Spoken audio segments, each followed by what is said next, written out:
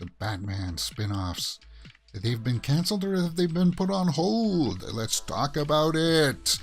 Welcome to Mirror Domains Movie News for March 7th, 2022. Guys, let's just get right into today's topics. Let's talk about that Batman spin-off story. What's going on with that?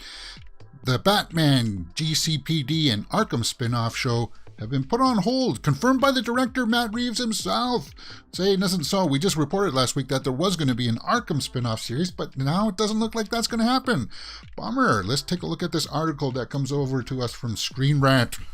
Matt Reeves, director, confirms that the GCPD Arkham spin-off series has been officially put on hold at HBO Max. Well, why? What's going on here? Once we read the synopsis here, you'll get a clear indication as to why. The Batman was huge this weekend. It opened up with big box office numbers. We'll talk about that in a few moments.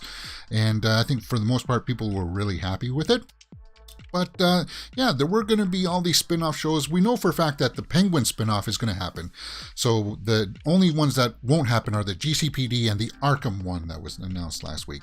That's according to Matt Reeves himself by this article on March 7th. Now, this could all change in a matter of days because this is how it happens. He was on a podcast, Happy, Sad, Confused podcast, where he was giving some insight into all of these projects, which would have, he said he had some details on the GCP drama, PD drama, that would have had also a huge impact on the Arkham Asylum element. And it doesn't really go on to talk too much more about the Arkham spin-off series, but that would have been cool too. They got a big quote here. Let's just get this out of the way. One thing that we're going to do, that I was going to do, so there's the Gotham Police show that has actually been put on hold. We're not really doing that. The series was going to be kind of like Prince of the City, where it was going to be year one. So it's going to be happening before Batman, the Batman that we just saw. Because of the movie is year two, and I wanted it to be the first appearance of Batman, but it wasn't going to be a Batman story. It wasn't going to be about Gordon either, apparently. It was going to be about this corrupt cop, and it was going to be about how the worst gang in Gotham were the GCPD, and we got that from the movie The Batman, that the cops were, not that good. He was going to have crossed paths with Gordon, but he would have been someone to measure him against, but it would have been a battle for his soul, and I love that idea. But that doesn't sound like something that we want to see. They already tried that a little bit with Gotham. And this Screen Rant article goes on to talk about, we just had that with Gotham. Even though people said that it was like mini Batman, no, it wasn't. If you actually sat down and watched the full series, which I did because I really like... Gotham was my last TV show love affair, I guess, when it comes to TV shows. Well, Mandalorian, I suppose. That's my last must-see. We'll talk about Boba Fett. We'll talk about Boba Fett here in a bit. But, so I guess this Gotham GCPD is not going to happen. It's being put on the back burner. What do you guys think about that? That Penguin series is still going forward. But, and who knows if there's going to be a Catwoman series. But that's the quote from Matt Reeves himself, that, the official spin-off shows have been put on hold. What do you guys think? Let me know in the comments below. You're watching Mirror Domains Movie News, your place for entertainment headlines, where we actually do talk about the headlines, guys. We just talked about those spin-off shows, and it's Monday, so we'll talk about the weekend box office report. The Batman scored huge, and we're going to talk about that deleted scene that everybody's talking about. Zoe Kravitz apparently auditioned for The Dark Knight Rises. Cool. We'll talk about that. And we'll talk about the Penguin spin-off and a little bit of the inspiration of that character. Shazam 2 as an update. Okay. I Am Legend 2 is happening. There's a new Predator movie coming out. There's a new Alien movie coming out. Those two headlines broke on the weekend, but we'll recap them here for Monday's show in case you didn't join us for the horror movie news roundup. And then we've got a bunch of various headlines that we got to go through.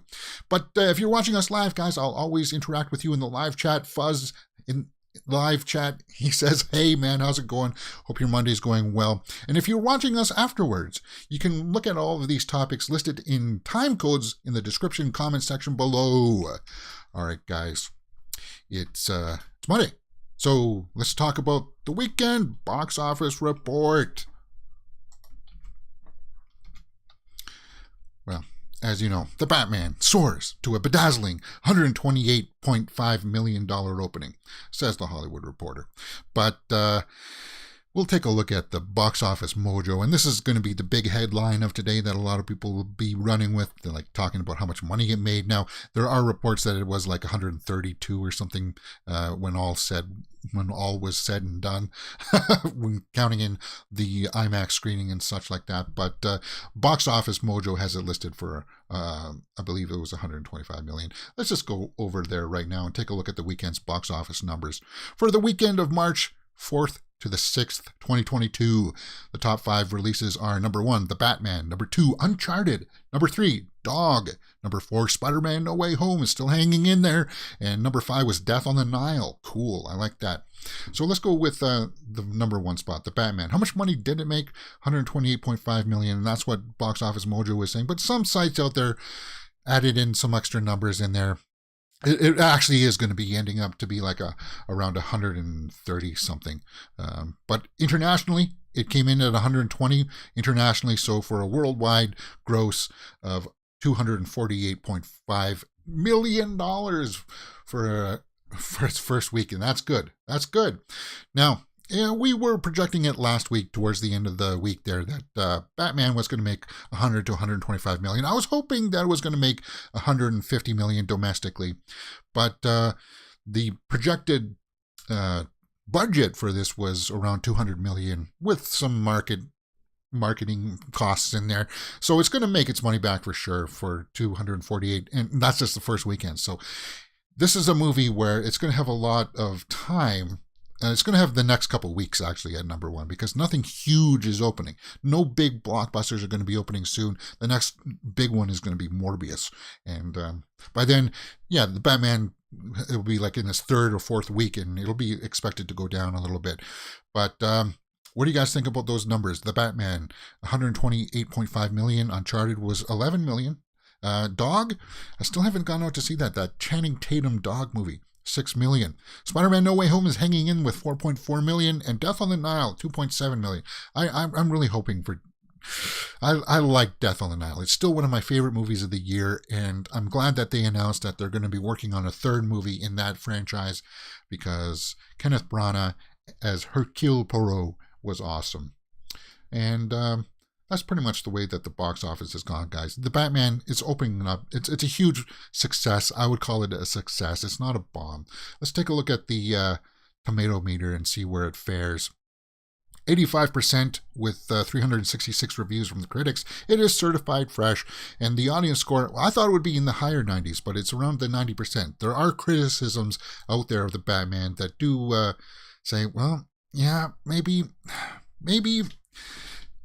it was a little too dark. Maybe it wasn't something that the audiences would be resonating with. But the box office haul for the Batman, 128.5 million. That's a good haul. Now, what could have helped with that? And this is only a minor story, but we'll talk about this. The Batman theaters, the AMC price hikes. We got to go over this again. And I hate to say this, but this sucks. This is just... Right now, we don't need this right now. AMC in the States, and primarily in California, I believe, is charging an extra $2 to see the Batman in their theaters. And this article here over on Variety said something really spectacular about this. They got it right on the nose. What's wrong with this is that they talked about the percentages of people not going back to the theaters because they're still not sure yet, right? This added price is going to like really dampen people's excitement to go and see the movies. I don't think it does anything to raise attendance, Box says. When you raise prices, you're going to lose people. It's a sign that AMC says we're not getting those people back, but we can use the audience we have to bolster us. So they're hoping that the people that will want to go out and see this movie will cover the people that aren't coming back for the percentages that aren't, that are still hesitant to go out and see a movie. But I think that this story of AMC, man, you got to get your act together. Luckily, Cineplex up here in Canada hasn't done anything like that. Landmark hasn't done anything like that. And those are my 2 big chains up here in Canada. And I'm glad they haven't considered anything like that. But that did make a little bit of a margin towards the box office, and we just had to address that, get that out of the way. All right.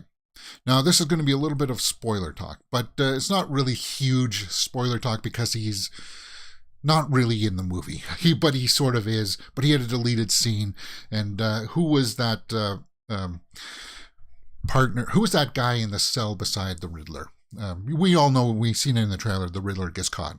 I'll show you that screenshot here. In the scene, we know that he got caught, and we saw that in the trailer, but there was a cellmate near him that talks to him, and what is that big surprise thing? Apparently, if you want to go out and watch a real detailed analysis of this, go watch Boba Talks, because he put out a really good video about this.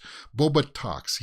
Batman, he's a specialist in Batman. So he broke it down, and this is where Barry Keoghan comes in, and he's that character in the next aisle to him, which is supposed to be a proto-Joker. Okay. That's not a huge spoiler. We know that the Joker's in the Batman thing.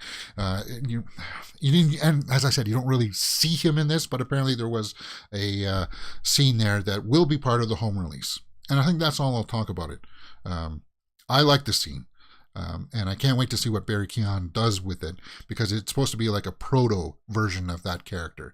Like the early version of him, he hasn't been fully developed yet. And apparently he's going to be one of those characters that...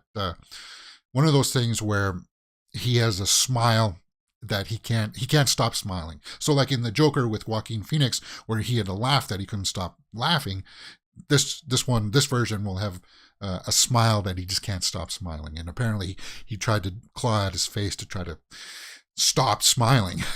That just sounded cool. If you want more detailed analysis of this scene, go over to MovieWeb. They have a good article up. Go over to Boba Talks. They've got a great article up. And apparently they did have more than one interaction. Batman did go to see him in an earlier part of the film, but that got all deleted. Let's move on with some more Batman topics. Zoe Kravitz was in talks for The Dark Knight Rises, but was being rejected for being too urban, really? So she was in consideration with Anne Hathaway. Yeah, so she's been eyeing the Catwoman role for a while. And guys, she was great. She was really great as Catwoman. Phenomenal. But she's got a quote out here. Here's what Kravitz had to say about the matter. Quote, "I think it was probably a casting director of some kind, or a casting director's assistant. Being a woman of color and being an actor, and being told that at the time I wasn't able to read because of the color of my skin." And the word urban being thrown around like that, that was what was really hard about that. Of course, what does the color of her skin have to do with anything? I can understand that you're not looking for that kind of, that version of Catwoman. That quote kind of bums me out a little bit, to hear that. Because she really was one of the awesomest parts of this of the Batman that just came out. But here she was up for it. Well, she was up for The Dark Knight Rises. We'll have to just put that in the old bummer page. What's not bummer is Colin Farrell's series. We're going to spin off with him as Penguin. And the director came out and talked about his look, the way that he looks. Okay, well, this will probably get nominated for like makeup next year, because he doesn't even look anything like Colin Farrell. And they talked about the inspiration here. I just wanted to quickly highlight this again. I thought John Cazale has kind of a Penguin nose. I thought, well, maybe there's something visually that we can do. I saw him as being almost like a throwback Warner Bros. Gangster, who's John Cazale. It's an Italian name, and he was in the Godfather movies. It's Fredo, and this is the inspiration for the Penguin. Okay, you can sort of see in the forehead, but this is what he really wanted to draw from. He was also in Dog Day Afternoon with Pacino as well, and that's the draw. So do you see it? I don't know, but that was the inspiration. Yeah, the forehead there is sort of there, but that obviously at a much different weight. And that spin-off with the Penguin is happening, and apparently it's going to be like R-rated, like it's going to be really gritty, and that's cool because, as you know, he's going to be taking over the crime rings there in Gotham. That's not really much of a spoiler. Come on, it's the Penguin. To wrap up the Batman story news of the day, let's just highlight this thing that's going around. Mr. Freeze trends, as people are calling for him to appear as the villain in the Batman 2. And Matt Reeves said himself, too, yes, that he's intrigued by the idea of trying to make it more realistic. And like a realistic version of Mr. Freeze. And somebody's done a mock-up here of Giancarlo Esposito. Stanton, that's a baseball guy. Giancarlo Esposito, the guy who played Moff Gideon in Mandalorian as Mr. Freeze. So lots of people have put in their fan castings for it, who they'd like to see. And yes, I would like to see a well done Mr. Freeze, but Mads Mikkelsen as Mr. Freeze, that would be cool. That would be cool. But he's been in a little too many villainous roles lately. But Mr. Freeze, I think that could work. And it just rounds out the Batman topics for today. I just feel like watching the Batman and seeing all the criticisms out there that it was too dark, and the cops, yeah, a lot of people complained about the cops and they didn't like that vibe. So them canceling those spin-off shows makes sense to me. It's like, that wasn't the big draw. We know that Gotham is supposed to be like this cesspool, this place where everything is corrupt, and we know that, and the movie portrayed that nicely. I don't want an examination of that, and I think a lot of people are in that same boat. So that's why the Gotham PD show was kind of canceled or put on hold, probably indefinitely. But who knows, maybe that Arkham series could come back. That's the one that I would want to see. Those are the major headlines for Batman. But I want to say one more thing here. I would want to see Will Poulter as Mr. Freeze, says Fuzz in the live chat. That would be interesting as well. Everybody seems to be hung up on this realistic version of Batman. It has to be realistic. I have to know what it feels like if this guy was in our real world. And they're using that take ever since Nolan started that. What if Batman really existed? What if Superman really existed? What if this Batman had to be realistic? I think this motif is going to get a little bit tiresome, especially because there's nothing realistic about a guy putting on a bat costume and running around fighting crime. There's nothing realistic about that. So I like that angle. I think it's going to get a little bit tired, and it moves us further away from seeing the grandiose scope of things, like them bringing in, like space villains and stuff like that, and from us seeing things like Mr. Freeze, Killer Croc, Clayface, and all of those things that people want to see. I don't think they have to go as comic book campy as, say, the Schumacher films were. I think there's somewhere in between this kind of realistic take and the expanded villain universe where things are a little bit fantastical, things are a little bit mystical. I think they can do an in-between in there and have something delivered that younger kids can go and see too. Because right now, the Batman, if they continue making this kind of a dark movie, which I loved, it's one of the best movies of the year for sure. Little kids, I don't know if they're going to be really wanting to see that kind of style of Batman. That's the only criticism I want to talk about today.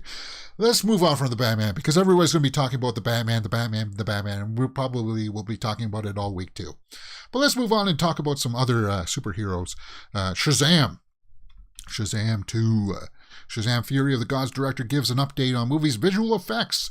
Now, of course, the visual effects are going to be better. We know that the kids are going to be older. The suits look great. But something that caught my eye is that they're filming this in 4K. I was like, wow, that's daunting. And inspecting visual effect shots on the big screen in 4K, this is the first feature I've directed that's been in proper 4K, shot in 4.5K and finished in 4. Previous films have been upscaled either from 2.8 or 3.4K. So that's cool. 4K, that means it's going to look crisp. It's going to look good. This is from the director Pony Smasher. That's his handle on Instagram. But that's good. That means that it's going to marry well then with the visual effects, like the CGI stuff. And guys, he just goes on to say that the kids are going to be older now. I love what we've done with it.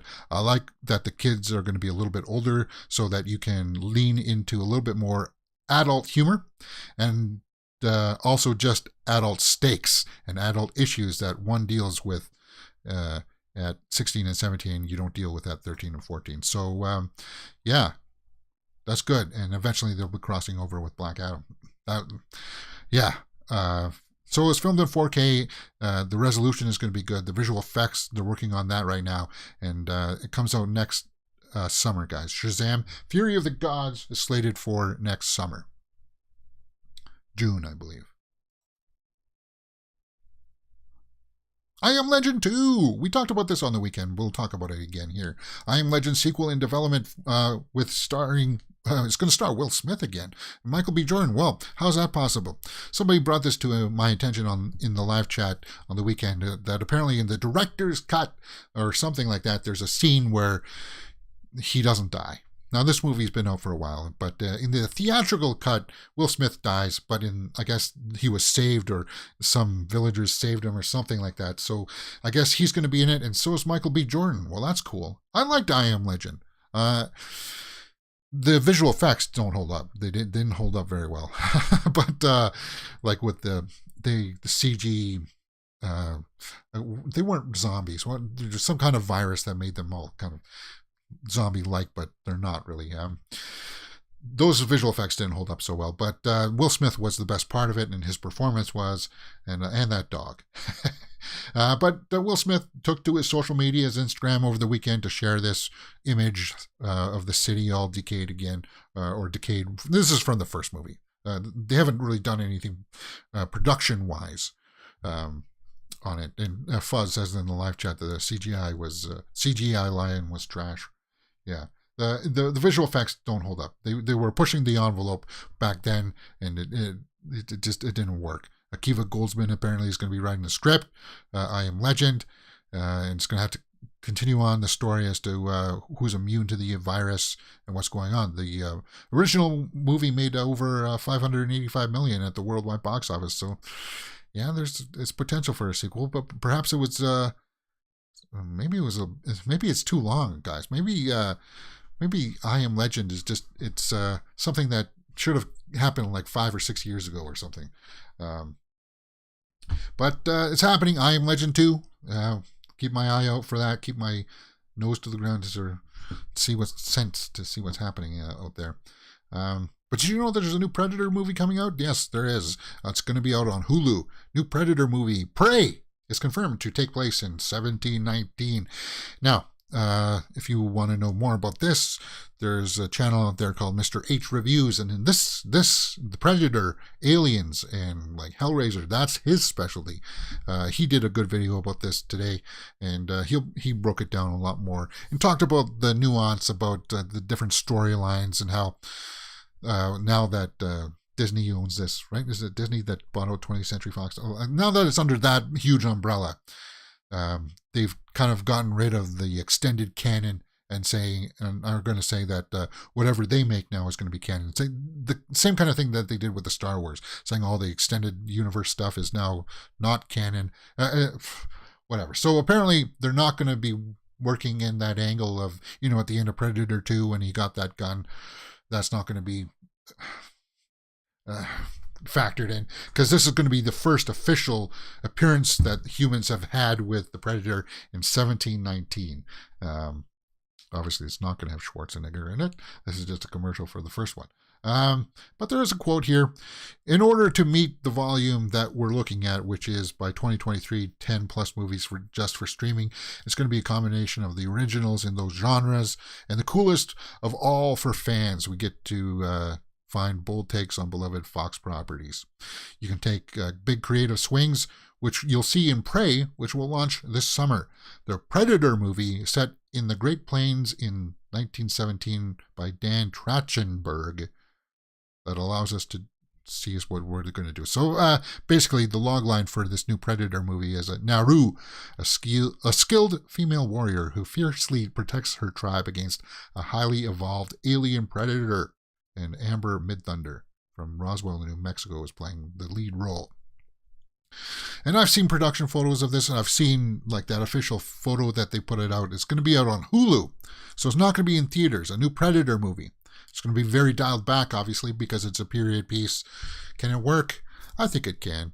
But yeah, I wanted to see that go out into space. I wanted to see them eventually fight with like more space marines, and I wanted to see that kind of thing. But okay, it's going to be on Hulu, so we'll have to see how well it's going to do. Something else coming out on Hulu is a new Alien movie, and we talked about this on the weekend too. So can the Alien and Predator franchise come back together? Maybe, who knows? But the upcoming film will be on Hulu, directed and written by Fede Alvarez, who also did that he produced that new Texas Chainsaw movie that a lot of people didn't like, but he also did Don't Breathe and that Evil Dead remake. And the only details about this, that it's not that much. He says that it'll be unconnected to the previous films. And apparently it's going to be produced by Ridley Scott. And you got to take that with kind of like a, oof, he's so hit and miss. But Ridley Scott's talented, but his ideas for the franchise just, I don't know. Ridley Scott will produce the film. Yeah, I'm not going to ramble on about that. If you know this channel, you know where I feel about the Prometheus Covenant saga. I own Prometheus on Blu-ray. I hated Covenant. Then I started I sort of liked Covenant after a while. I just don't think that... Yeah, apparently this new film is going to be on Hulu, and Fede Alvarez. Okay, fine, cool. Just hopefully it's not going to be on Earth. That's all I want. And don't make it on Earth. Make it out in space. Go back to having that vibe of it being contained in a ship or something, or just something new. Give us something new for the Alien franchise. What do you guys think? Are you excited for a new Alien movie on Hulu? Let me know, because it could lead to, once again, the Alien versus Predator, which I hope they can do one day and have that come off good.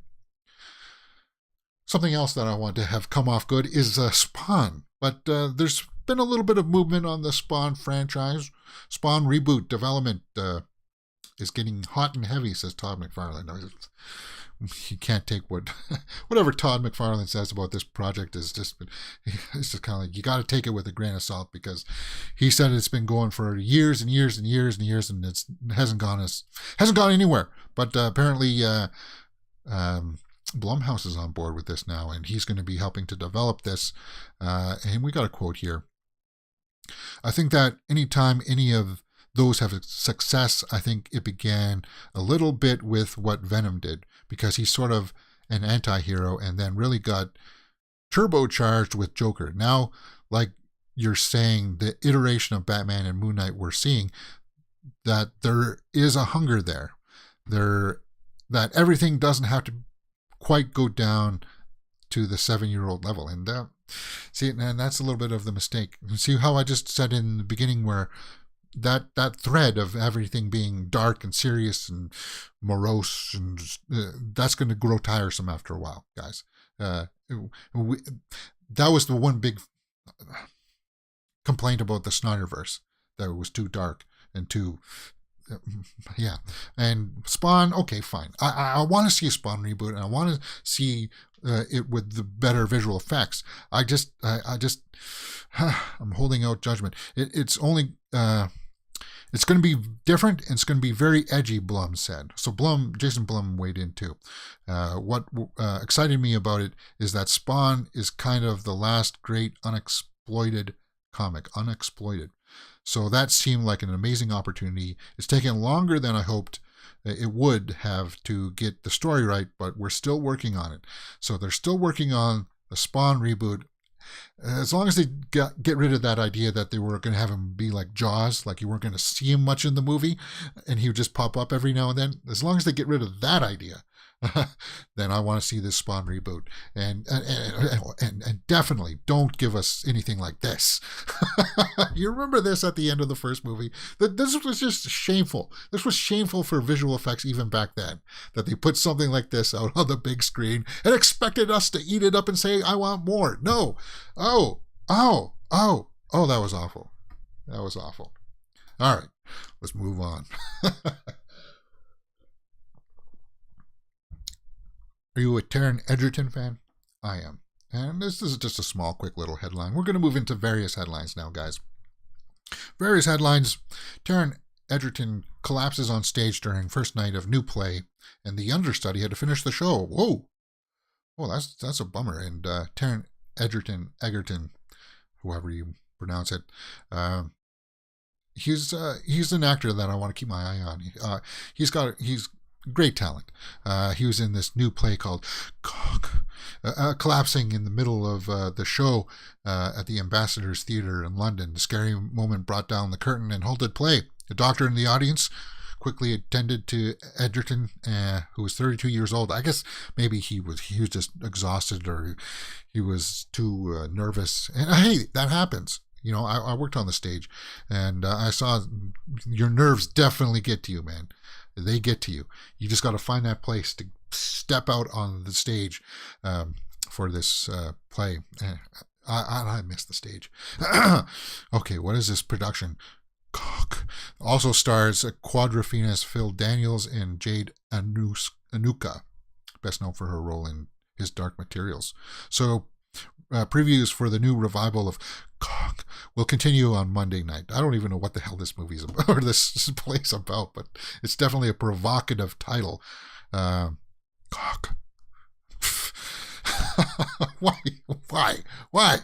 Why? Okay, but he took to his social media and he says that he's fine.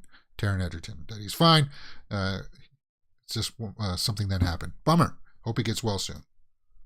Spirit Awards were on the weekend, and I only want to talk about this as a brief thing here.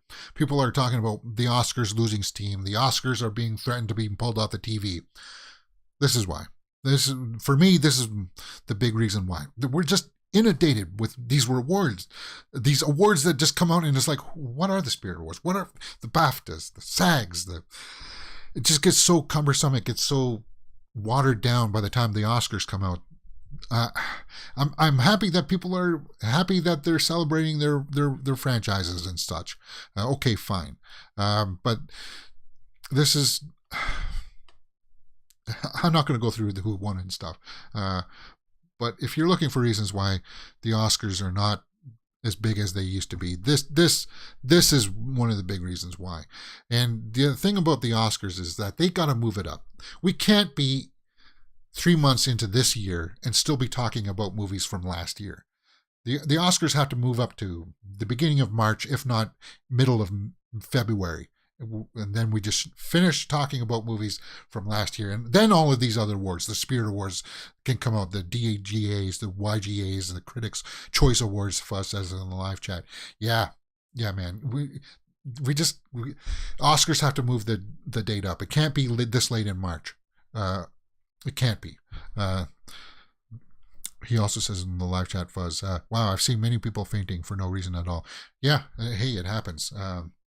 Usually people with like low blood pressure who don't eat enough or something. I don't know. Whatever. That's a bummer. It always happens. All right, guys, are you watching Picard? Picard debuted last Thursday, right? On Paramount, or is it CBS or something? No, I watched it last night, and Picard finally shows the Borg's potential in Star Trek, and I like the pilot for season 2. I like the direction it went from season 1. Sometimes Star Trek, it takes a little while for them to find where their real bread and butter is. It happened even with Star Trek Next Generation. The first season is rough. But and same with Picard. It's a little bit rough. But the Borg show up in this season, and that's the new Borg Queen, and that's cool. And of course, that's 7 of 9, and she's one of the only reasons why I ever started watching Star Trek Voyager, for selfish reasons. And she's phenomenal. I watched the pilot and I liked it. It had to deal with like the Borg breaking through this space-time continuum kind of thing, disrupting the fabric of space-time. I'm waiting for Brooks to appear in Picard. Avery Brooks. Yeah. Cisco. Yeah. I don't know if they're going to tie in, because they brought in Guinan for this one. She's just got a small cameo. I'm waiting for, like, they showed Picard at Starfleet Academy, and it's like, where are the other characters that we would be familiar with? Like, there's no mention of Geordi or Worf. You think Worf would be up there for sure in the rankings, but we didn't hear about them. Like, all of that stuff is waiting and itching to get to. We won't get them in season 2, but we know that season 3 is the final Picard season. They're finally closing it off. You can tell in the voice. I don't know if he's doing it on purpose, but Patrick Stewart's voice is definitely starting to age and wear on him.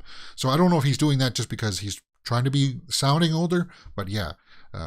But I like the season 2 premiere of Picard a lot, and I would have done a reaction and review, but CBS blocks everything on it. Yeah, but it was good. I liked it. If you guys did, let me know if you did in the comments. People are too sour on Whoopi Goldberg after her insensitive remarks. Yeah, they're a little bit sour right now. It's a bit of a bad timing for her in the release, but I like their interaction, Guinan's and Picard's, and you can tell it was only that scene for this series. She's not going to be in it anymore, I don't think. But I liked it, and I liked what they did with the Borg, changing it up, making them look like that. Yeah, and of course Q comes in at the end, changes the timeline, and that's the real crux. That's what the big arc of this series, of this season, is going to be. Them dealing with how Q has messed up the space-time continuum. And it was good to see them Q back as well. All right, I've spoken about that enough. Let's move on to Boba Fett. I've finally, last night too, watched the last episode of Boba Fett. See how long it was since I watched episode 6? Where was that? Episode 5 with Luke Skywalker. Because I was like, how do you top the Luke Skywalker episode? I watched the last episode. Yeah, I wasn't... Robert Rodriguez shouldn't be allowed near Star Wars. That's all I'll say. But people are apparently liking it. It dominates online, despite the mixed reviews. And that took me by surprise. I'm happy about that, though. I'm happy that Book of Boba Fett is gone there, is doing well, because I got the impression that the Boba Fett movie that we were supposed to get was supposed to be all about the Tusken Raiders, him with the Tuskens. And that would have been what the Boba Fett movie was. And they took that storyline and made it into this series, but then they also had to weave in the fabric of the Mandalorian, and it just got Mandalorian 2.5-ish towards the end there. I can see those arguments. I can see why that didn't work. I could see why somebody spinning around on the road and just firing his gun just to look flashy was cheesy. And I didn't like how they addressed Grogu's and Mando's storyline in a series that wasn't Mandalorian. I didn't like that, because it should have been all about Boba Fett. But people are liking it, and that's good. Who knows if there will be a season 2 of Book of Boba Fett? Yeah, who knows? And finally, one story here. Netflix suspends service in Russia amid invasion of Ukraine. Yeah. This is just some of the fallout, some of the collateral damage that happens. Given circumstances on the ground, we have decided to suspend our service in Russia. And that's a bummer, because Netflix, you're going to miss out on seeing the Texas Chainsaw Massacre. What else comes out this weekend with Ryan Reynolds? The Atom Project, you're gonna miss. I'm gonna do a live reaction to that comes out, and that's just something that's happening in the ether right now, and that just bums me out. That bums me out a lot. But guys, that's the way that has been in the realm of movie and entertainment news for Monday, March 7th, 2022. What do you think about some of these topics? Let me know in the comments below, and we'll talk about them. Batman, good. Cool, man. I'll see you guys tomorrow.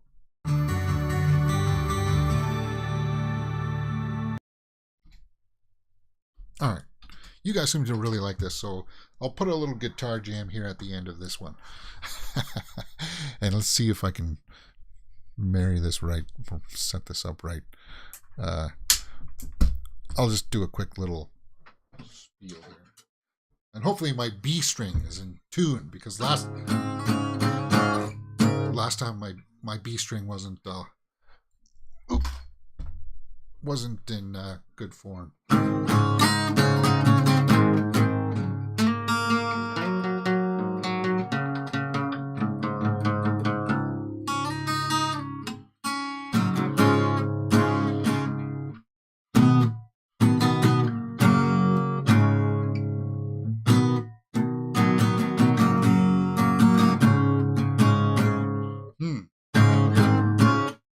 There's something I wanted to play. I can't remember. Oh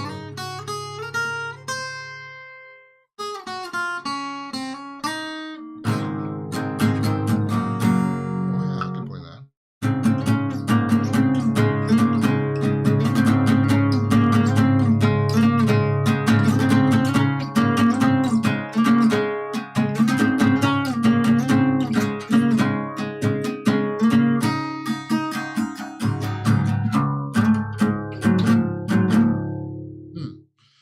Something like that.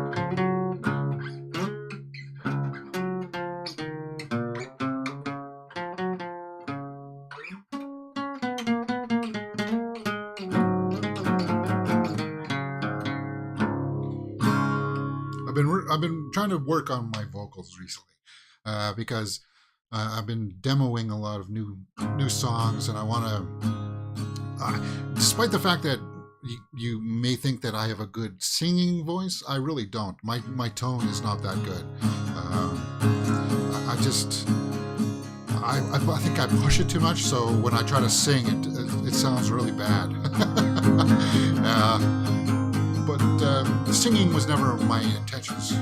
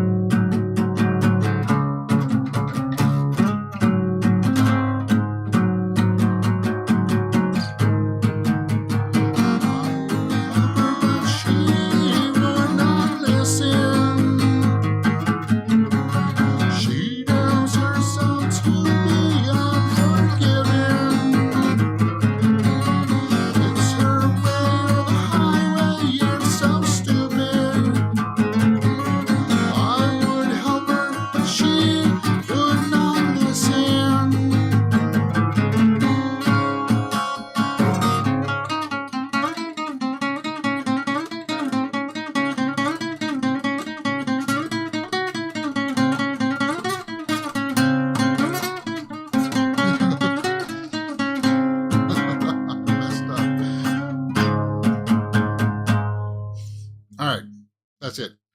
See you guys tomorrow.